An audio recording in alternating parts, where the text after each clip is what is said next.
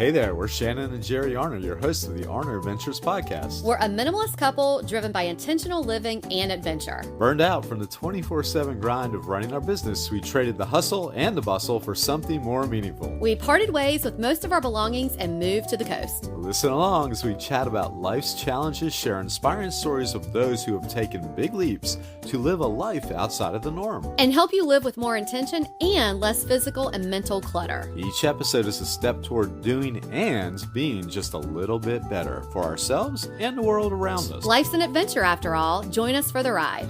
It's the Arner Adventures podcast. Hello, everyone. I'm Shannon. And I'm Jerry. And we are back for episode 164 of the Arner Adventures podcast. We are, and I think this is our first podcast since my beloved Philadelphia Eagles won the Super Bowl. Yay! Fly, Eagles, fly on the road to victory. E-A-G-L-E-S, Eagles! Well, you know, that is a great celebratory way to start this episode that we already went through, thought we hit record, and did not. Yeah. I listen to episodes of other podcasters, like in my rotation, and they'll say how this happens sometimes. And I'm like, oh, that sucks. Yeah. But I think we'll just improve on what we did because the Eagles bit was better than the last time. One, yeah. That's true. That's true. Yeah. And how appropriate of today's episode to be about ways to stay grounded when life feels overwhelming. Because we almost just lost it when I realized it wasn't recorded. Mm-hmm. But we didn't. We stayed grounded. Yeah. Before we get into it, I do want to put out a big thank you to those of you who messaged about the solo travel episode. So many messages about just being grateful for that episode and helpful tips. And I loved hearing that. It meant so much to me. That was a solo episode, Jer, of me talking about solo travel. Yeah. But it was so helpful. And we have some new listeners because of that episode. So thank you for tuning in. Thank you for listening now, for listening to other episodes. If you did, we just really appreciate your time, your feedback, all of it. It means a lot. Always. Yes, indeed. Whether juggling work, personal challenges, or daily hustle, staying grounded can be a challenging thing. Life throws a lot of curveballs. Look, life throws a lot of curveballs. Yeah. And this episode comes at a time when, you know, we start the whole year off like, oh my gosh, this year is going to be just so great. And you have these idyllic ways of looking at a fresh new year. Yeah. And what do you know? A few weeks in, we get some curveballs thrown at us. And not that we don't expect for challenging things to happen, but as they were happening, we were like, God, like, really? Yeah. Already? Well, I was like, teams haven't even shown up for spring training in Florida. And we're getting curveballs. And the curveballs are just coming at us. Coming at us, yeah. But you know what? There is no rain delay. That's right. There's no rain delay. We have to keep moving along. That's right. And eventually one of those curveballs will slip out of the hand and hit you in the hip, and you take your base. You take your base.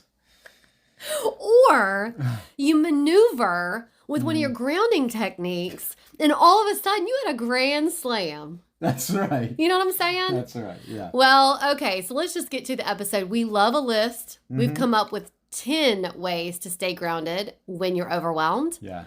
And I think I'll start with number 1 because I love it so much. Yeah, you do. Number 1, start with a morning ritual. I love beginning my day with a great routine. It's very routine. I can actually be a little messed up when I'm not in my routine.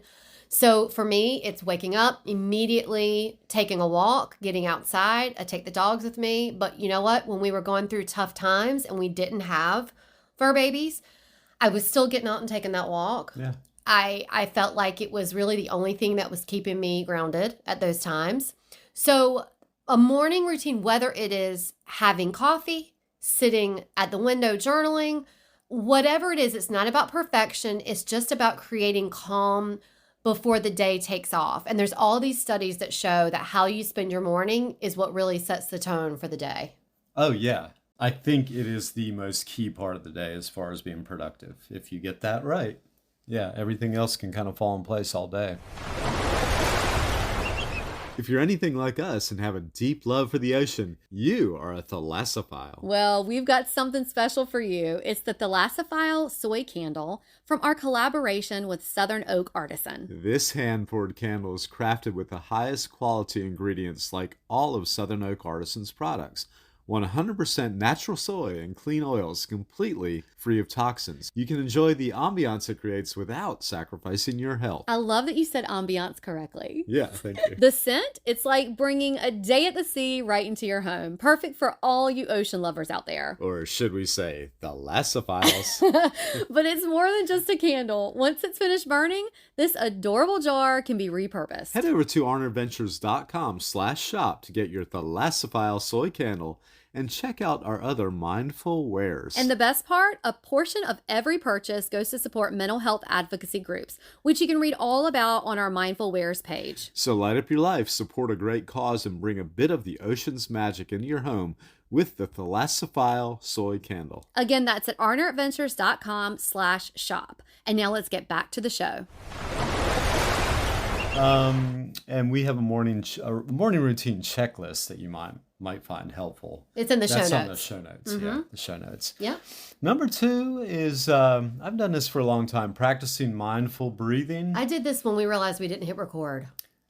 Oh, yeah. Yeah, we have a grounding exercise. 5, 4, 3, 2, 1. And that can give you a lot of help in it's a good way to reset your mind and bring your focus back to the present moment. And we've talked about that 5, 4, 3, 2, 1 grounding exercise a lot, but if you need a refresher, the link is in the show notes. Yeah. It involves all the senses. Yeah. Yeah. Mm-hmm.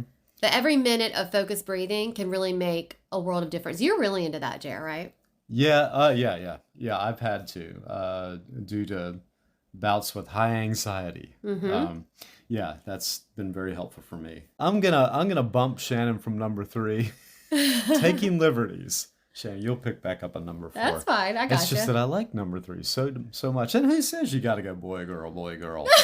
This is boy. Take regular nature breaks. A short walk, or just get outside if you have a front porch. Or a front yard. Just sit out there. Front yard is actually good. You can sit on the ground. People do that to stay grounded. You can do that in your backyard too. In your backyard too, yeah. You can. Any yard, side yard. But getting outside, no matter what the weather's like, even getting outside in a little bit of drizzle sometimes can really be... We got outside yesterday in some drizzle. Yeah, that can really be kind of invigorating. Yeah. It gives you a little spark. It feels good. You know what the beautiful thing is? What? Everybody has access to the outside. They do. Maybe except for prisoners. Maybe except for prisoners. But they have the prison yard. That's right. Okay, And so you actually said any kind of yard will work. So prison yard will work too. Oh, yeah. And I mean, it might not be the nicest landscaping there, the prison yard, but if you look up at the sky from the prison yard, it's going to look the same as it would from anywhere. And I don't know about our prison demographic, how many prisoners listen to us. If you're out there, we appreciate you no matter where you are. I try to work on all ends of our demographic. I've really concentrated on carnival workers lately, and I hadn't thought about. I kind of overlooked our people who are incarcerated, but we should think about that. We should think about it. Yeah. But seriously, no matter where you are, taking a stroll or anything, just getting outside really does help. That's right. Something that our prison population may have really honed in, and maybe they're the expert of, is number 4, embracing a digital detox. Oh, yeah. Now, I don't know what it's like on the inside, but I think no matter where you are, embracing a digital detox is helpful. So, unsurprisingly, we all live in a world of screens, constant notifications. Just taking the time out to disconnect from your device is helpful for everyone. Yep. So, like me, I talk about how I live on Do Not Disturb these days. Like, Yeah. I want to be the one who goes to get my phone and chooses the things that I want to see on my phone. I'm tired of my phone alerting me. So whether that's text, whether that's an app notification, email, whatever it is, setting aside tech-free time allows everyone to focus on those real-life interactions. And also, It allows your mind to really rest from having the constant availability and just focusing on maybe yourself for a little bit. And that helps you with stay grounded. We have done an episode on digital detox challenge. It's linked in the show notes. Everything we talk about today is linked in the show notes, just FYI. Okay. And it seems appropriately the odd numbers are the ones I like the most. Odd. Yeah. You got it. Yeah. Number 5 is keeping a gratitude list. I'm not as consistent as I should be with this, but I do like doing it. I think if you like to journal, it's probably something good. It might be something you keep separate from a regular journal, like a smaller little notepad kind of thing, little spiral notepad. Because to me, it's more like a list kind of thing. You know, here's the 10 things I feel most grateful for today. It can be anything. It can be 70s sitcom stars, Tony Randall, 70s pop stars, Tony Orlando. Oh, does Tony Orlando make your gratitude list? Yeah, he would. You know, he just recently retired. He did. I saw he had his last show, and he was joined by Dawn, Thelma Hopkins, and I forget what the other girl's name was. Wow. Yeah. Wow. So did the fact that he retired make your gratitude list, or would he just make your list in general? He made my list for shaping my life and shaping me as who I am today. Okay. There might be a lawsuit coming his way for that.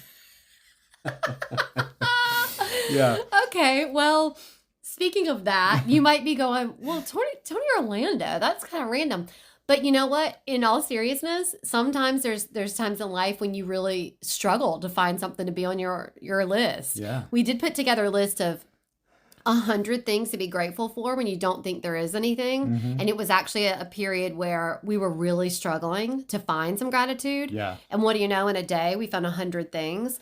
And they can be these little things, or they can be as gigantic and monumental as Tony Orlando. Tony Orlando.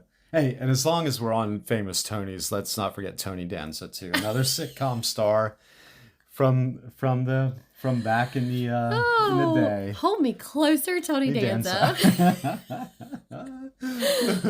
I'll tell you, speaking of Tony Orlando, the segues just keep coming. Yeah, they do. Number 6, incorporate physical movement. Maybe put on Tony Orlando and get your body moving, you know? Yeah. Whether it's a quick stretch, you can be...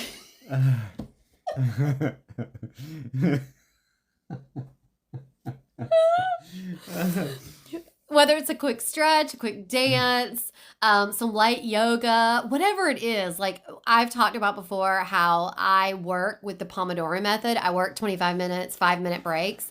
And on those breaks, I go outside. It's usually when I either take the dogs for a walk or I'm just like outside in the fresh air. And if I just do some quick stretches, oh my gosh, it releases something. It just makes me feel so much better. It just makes a world of difference, especially if I'm walking away from like a stressful or overwhelming situation. Just incorporating some physical movement. It makes me feel good. And you know what? Incorporate it into your daily routine anyway. And it'll help you keep that grounding process going through no matter what your situation is. Count me out on anything quick, a quick stretch, or if it involves Tony Orlando. Once that's on, Count you in, you mean? Well, nothing quick will go. Nothing will go by quick. Because once you put that on, my afternoon is penciled in. I am calling in, and Tony Orlando till the lights are out. The lights are out at night. I'll be stretching and exercising until I drop. I wish we had some licensing here to play some Tony Orlando, but we'll get sued, so we can't do that. Odd again. Set healthy boundaries. Yes. Number 7, set healthy boundaries. Learn to say no. I think that's something that a lot of people struggle with, really, but I think you and I think we specifically might struggle with that a lot. I tend to be a people pleaser, so... Yeah, that sounds good. Sure. Yeah. What the heck?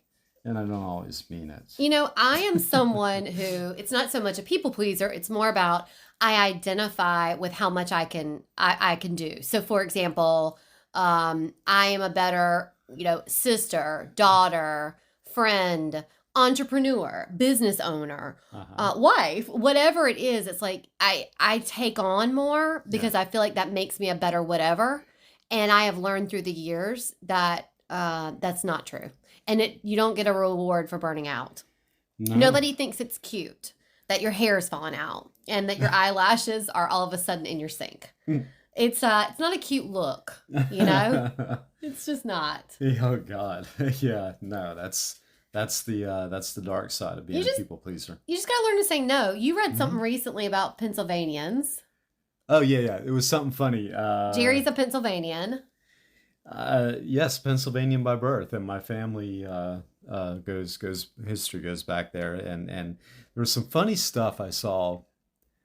It's a funny little thing from social media, and they always say weird things that Pennsylvanians do because they do seem to be a pretty unique lot to me. And one thing was that they never quite say no to anything. They say, "Hey, well, that sounds good. I'll get back to you on that."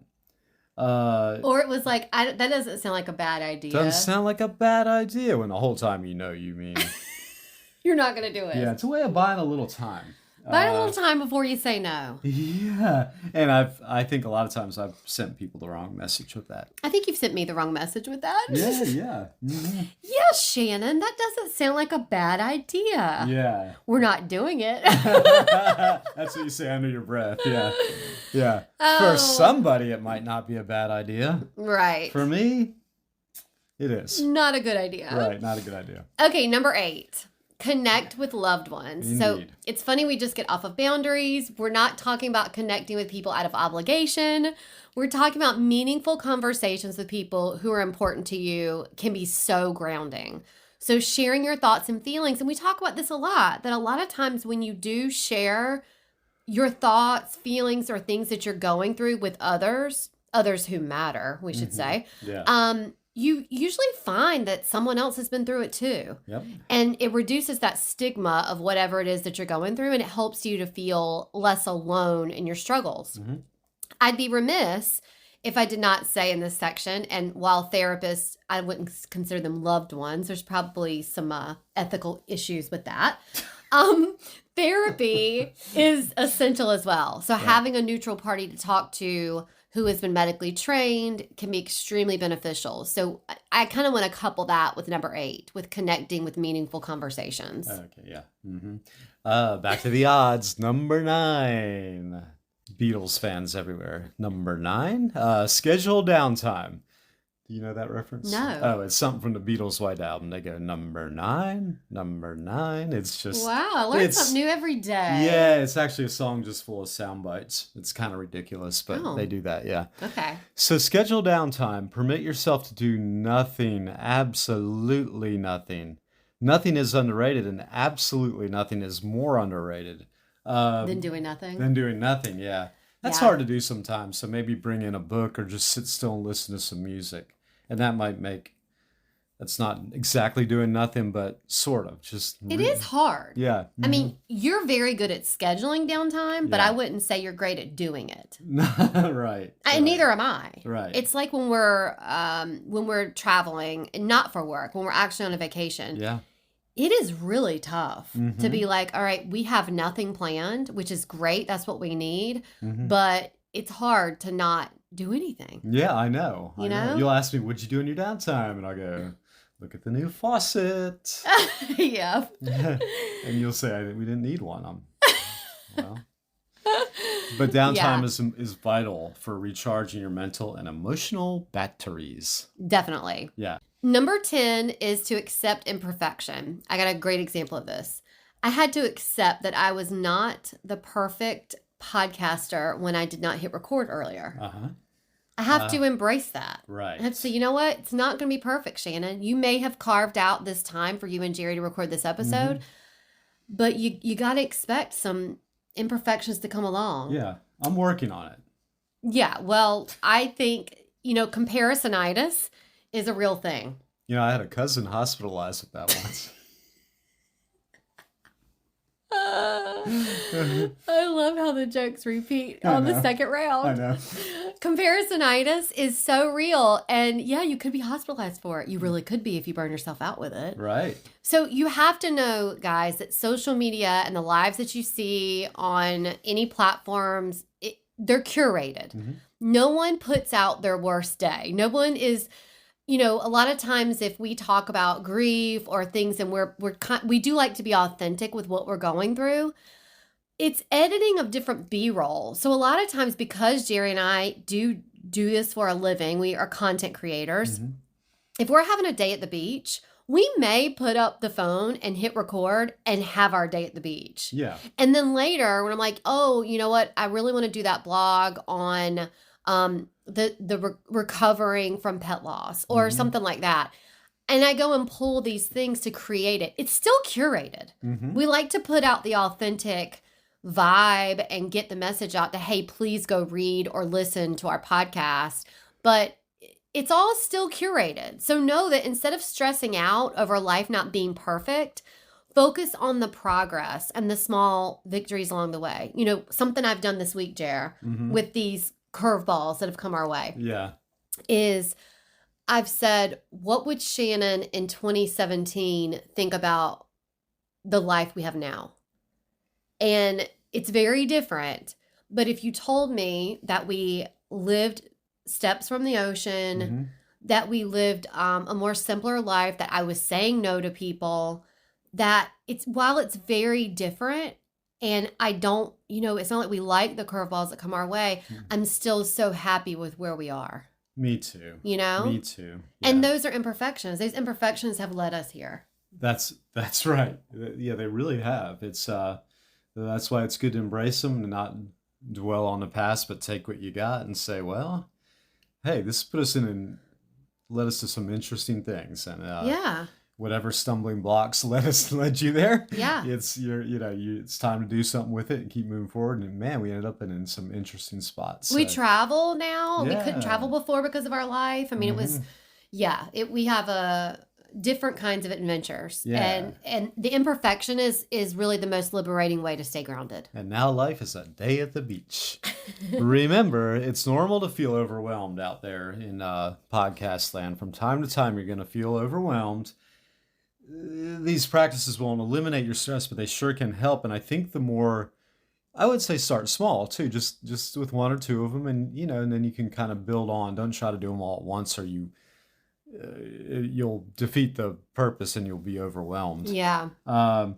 But the more you practice them too, and stay ahead with them, then when stressful times do come along, and man, they do, you never know what's going to hit you. You'll have some tools to work with these 10 steps. Definitely. And if you have some grounding techniques that you have found that are helpful, please let us know about it. We love when you send us emails, DMs. Just let us know. We would love to share it. We would love to hear it, to try to use it. I mean, these 10 things we have really been using, especially, gosh, I mean, I would say in the past few weeks for Right, sure. But yeah. I think we've sort of put them together in struggles that we've had through our life. That's right.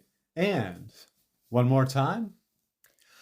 Fly, eagles, fly on the road to victory.